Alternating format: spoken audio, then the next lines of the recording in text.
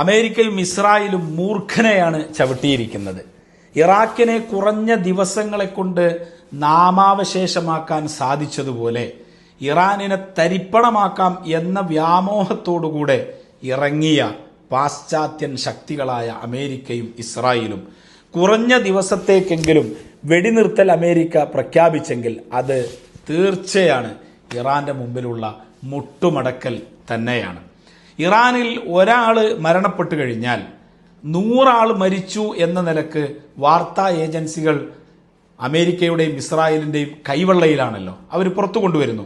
അതേസമയം ഇസ്രായേലിൽ എന്തെല്ലാം നഷ്ടങ്ങൾ സംഭവിച്ചിട്ടുണ്ട്, എത്ര ആളുകൾ, 100 കണക്കിന് ആളുകൾ മരണപ്പെട്ടിട്ടുണ്ട്, അതൊന്നും പുറം ലോകം അറിയുന്നില്ല. ആകെ 20-ൽ താഴെ ആളുകൾ മരിച്ചു എന്ന വാർത്തയാണ് അവർ പുറത്തുവിട്ടിട്ടുള്ളത്. പക്ഷേ നിങ്ങൾ പുറത്തുവിട്ടിട്ടില്ലെങ്കിലും ആളുകൾ ഇവിടെ കൃത്യമായി കാര്യങ്ങൾ അറിയുന്നുണ്ട് എന്നത് ഒരു യാഥാർത്ഥ്യമാണ്.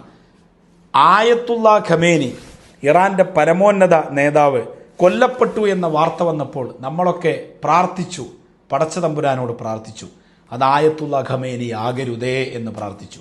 കാരണം എന്തേ? ആയത്തുള്ള ഖമേനി ആയാൽ പ്രത്യാഘാതം ഇവിടം കൊണ്ടൊന്നും നിൽക്കില്ല എന്നത് നമുക്ക് നന്നായിട്ട് അറിയാം. ഇറാന്റെ ശക്തി ഇപ്പോൾ ലോകം തിരിച്ചറിഞ്ഞിട്ടുണ്ട്. ഇറാൻ ഒരു തെറ്റും ചെയ്തിട്ടില്ല. ഇറാൻ അവരെ അങ്ങോട്ട് പോയി ആക്രമിച്ചിട്ടില്ല. ഇറാന്റെ പരമാധികാരത്തിലേക്ക് കടന്നുകയറ്റം നടത്തിയപ്പോൾ പ്രതിരോധിക്കുക മാത്രമാണ് ഇറാൻ ചെയ്തിട്ടുള്ളത്.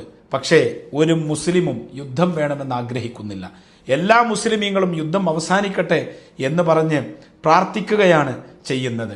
അറബ് രാജ്യങ്ങൾക്കും അതുപോലെ ലോകത്തുള്ള മുഴുവൻ ആളുകൾക്കും സമാധാനം വേണം എന്ന ആഗ്രഹത്തോടുകൂടെ പ്രാർത്ഥിക്കുകയാണ് എല്ലാ മനുഷ്യരും. അത് മുസ്ലിം എന്നല്ല, എല്ലാ മതക്കാരും പ്രാർത്ഥിക്കുമ്പോൾ ഇവിടെ ചില ആളുകളുണ്ട്, നമ്മുടെ നാട്ടിലെ ചില ആളുകൾ അമേരിക്കന്റെ മൂട് താങ്ങിയിട്ട്, ഇസ്രായേലിന്റെ മൂട് താങ്ങിയിട്ട്, അതിൻ്റെയൊക്കെ ലക്ഷ്യം അമേരിക്കയോടും ഇസ്രായേലിനോടുള്ള സ്നേഹം കൊണ്ടൊന്നുമല്ല, മുസ്ലിം വിരോധം തന്നെയാണ്. ഇപ്പോൾ അമേരിക്കയും ഇസ്രായേലും പാശ്ചാത്യൻ ശക്തികൾ അവരുടെ ശത്രു ഇറാൻ മാത്രമല്ല, അറബ് രാജ്യങ്ങളെ ഇപ്പോൾ അവർ സോപ്പിടുന്നുണ്ടെങ്കിൽ ഒരു കാലത്ത് ആ അറബ് രാജ്യങ്ങളെയും അവർ നശിപ്പിക്കുമെന്ന് പരിശുദ്ധ ഇസ്ലാം മുന്നറിയിപ്പ് നൽകിയിട്ടുണ്ട്. അവരുടെ ലക്ഷ്യവും മുസ്ലിം ഉമ്മത്തിന്റെ അധപ്പതനം ആണ് എന്നതിൽ സംശയം ഇല്ല. അതുകൊണ്ട് നമുക്ക് പ്രാർത്ഥിക്കാം, യുദ്ധം അവസാനിക്കാൻ വേണ്ടി പ്രാർത്ഥിക്കാം. നേരിട്ട് വന്ന് യുദ്ധം ചെയ്യാൻ ഞങ്ങൾ തയ്യാറാണ് എന്ന് പറഞ്ഞ അമേരിക്ക ഹോർമോസ് കടലിടുക്കിൽ ഇപ്പോൾ ഗതാഗതം നിരോധിച്ചപ്പോൾ എന്തേ അങ്ങോട്ട് ചെല്ലാൻ ധൈര്യമില്ലേ? ആ ധൈര്യമൊക്കെ എവിടെ പോയി? ഇറാന്റെ മുമ്പിൽ ഇറാഖിനോട് കളിച്ച കളി നടക്കൂല എന്ന് ബോധ്യപ്പെട്ടിട്ടുണ്ട്. ഏതായാലും സമാധാനം പുലരാൻ വേണ്ടി നമുക്ക് പ്രാർത്ഥിക്കാം.